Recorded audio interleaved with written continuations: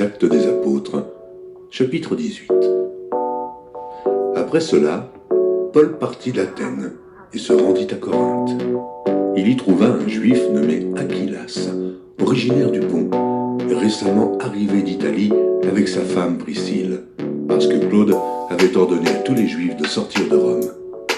Il se lia avec eux, et, comme ils avaient le même métier, il demeura chez eux et y travailla. Ils étaient faiseurs de tentes. Paul discourait dans la synagogue chaque Shabbat, et il persuadait des Juifs et des Grecs. Mais, quand Silas et Timothée furent arrivés de la Macédoine, il se donna tout entier à la parole, attestant aux Juifs que Jésus était le Christ. Les Juifs faisant alors de l'opposition et se livrant à des injures, Paul secoua ses vêtements et leur dit que votre sang retombe sur votre tête. J'en suis pur. Dès maintenant, j'irai vers les païens. En sortant de là, il entra chez un nommé Justus, homme craignant Dieu et dont la maison était contiguë à la synagogue.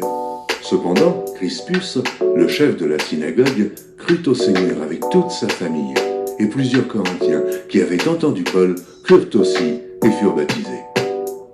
Le Seigneur dit à Paul en vision pendant la nuit : « Ne crains point, mais parle, et ne te tais point, car je suis avec toi, et personne ne mettra la main sur toi pour te faire du mal.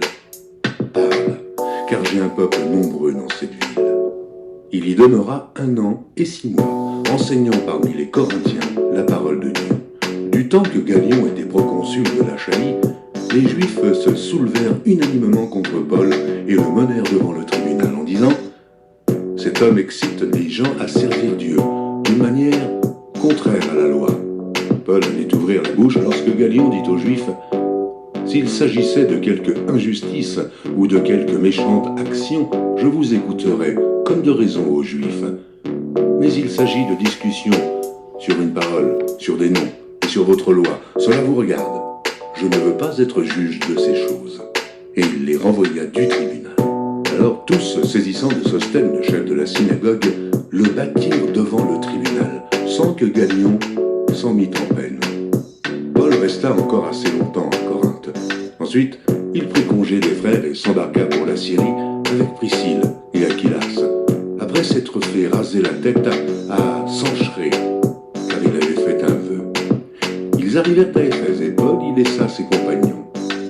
Étant entré dans la synagogue, il s'entretint avec les Juifs, qui le prièrent de prolonger son séjour.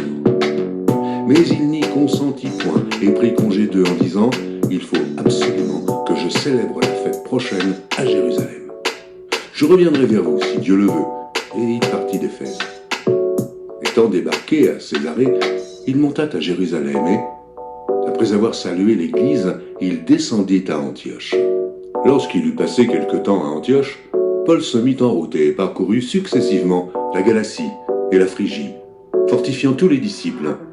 Un juif nommé Apollos, originaire d'Alexandrie, homme éloquent et versé dans les Écritures, vint à Éphèse. Il était instruit dans la voie du Seigneur et, fervent d'esprit, il annonçait et enseignait avec exactitude ce qui concerne Jésus, bien qu'il ne connût que le baptême de Jean.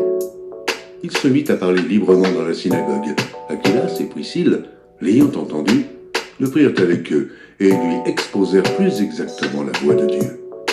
Comme il voulait passer en Achaïe, les frères l'y encouragèrent et écrivirent aux disciples de le bien recevoir. Quand il fut arrivé, il se rendit par la grâce de Dieu très utile à ceux qui avaient cru, car il réfutait vivement les Juifs en public, démontrant par les Écritures que Jésus est le Christ.